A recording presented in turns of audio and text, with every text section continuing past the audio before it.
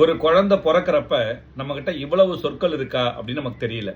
அதுவே ஒரு மனுஷன் இறக்கிறப்ப, அவன் சாகிறப்ப நம்ம கிட்ட எவ்வளவு சொற்கள் இருக்கு அப்படின்னு நம்ம பார்த்தோம்னா அது ஆச்சரியமா தான் இருக்கு.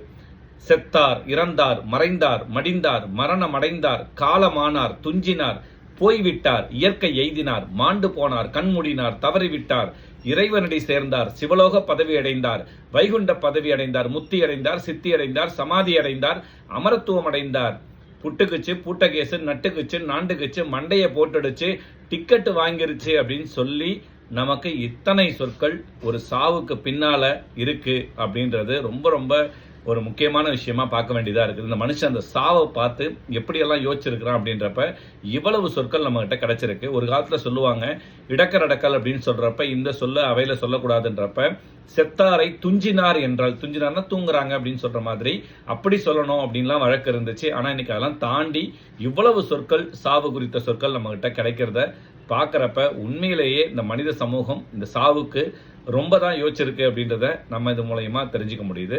நன்றி.